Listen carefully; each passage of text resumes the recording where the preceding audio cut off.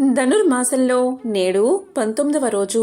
ఈ మాసంలో గోదాదేవి రంగనాథుణ్ణి తన భర్తగా పొందడానికి వ్రతాన్ని ఆచరిస్తూ పాసురాలు రచించింది.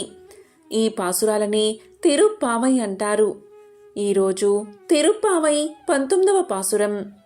విష్ణువును కీర్తిస్తూ గోదాదేవి మూల ద్రావిడంలో గానం చేసిన 30 పాసురాల గీతమాలిక. ఇది తమిళ సాహిత్యంలో ఒక విశిష్ట స్థానాన్ని సంపాదించుకుంది. ఆ మహావిష్ణువును కీర్తిస్తూ గోదాదేవి మూల ద్రావిడంలో గానం చేసిన 30 పాసురాల గీతమాలిక.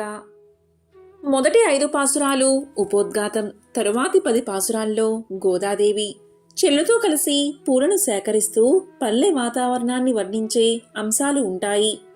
ఆ తరువాతి 5 పాసురాలు గోదాదేవి తన చెరులతో కలిసి చేసిన దేవాలయ సందర్శనను వివరిస్తాయి. భగవంతుణ్ణి నిద్ర మేల్కొల్పడానికి ఆండాళ్ సుప్రభాతాన్ని ఆలపిస్తుంది.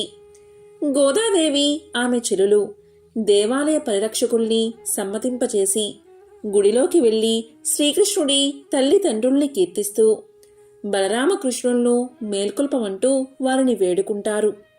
తరువాత వారు కృష్ణుడి అష్టమహిషులలో ఒకరైన నీలాదేవిని దర్శించి ప్రార్థిస్తారు.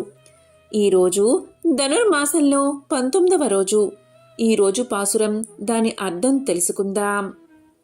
గుత్తి దీపపు కాంతులు నలుదిశలా వెలుగులు ప్రసరిస్తూ ఉండగా ఏనుగు దంతాలచే చేయబడిన కోళ్లు గల మంచం మీద అందము, చలువ, మార్దవము, పరిమళము, తెలుపులనే 5 గుణాలు కలిగిన హంసతూలికా తల్పంపై పవ్వలించియుండు గుత్తులు గుత్తులుగా వికసించిన పువ్వులచే అలంకరించబడిన శిరోజాలు కలిగిన నీలాదేవి యొక్క స్తనములను తన విశాల వక్షస్థలంపై వైచుకుని పవలిస్తున్న ఓ స్వామి, నోరు తెరిచి ఒక్క మాటైనా మాట్లాడకూడదా? లేక కాటుకచే అలంకరించబడిన విశాలమైన నేత్రాలు కల ఓ నీలాదేవి, జగత్స్వామి అయిన శ్రీకృష్ణుని స్వల్పకాలమైనను పడక విడిచి బయటకు రావడానికి కనుమతింపకున్నావు.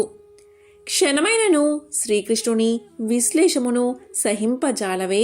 ఇది నీ స్వరూపమునకు నీ స్వభావమునకు తగదు. నీవలే మేము కూడా అతనికి అనన్యార్హ శేషభూతలమే కదా. కాన కరుణించి కొంచెం అవకాశమియ్యము తల్లి. అట్టి అవకాశము నీ విచ్చితివేని మేము చేసే ఈ అద్వితీయమైన ధనుర్మాస వ్రతము భగవత్ కైంకర్య రూప మంగళవ్రతంగా సాంగోపాంగముగా సమాప్తి చెందుతుంది. ఇందేమాత్రమూ సంశయం లేదు అని ఆండాలమ్మగారు నీలా శ్రీకృష్ణులను వేడుకుంటున్నారు. ఇదే తిరుప్పావై 19వ పాసురం అర్థం.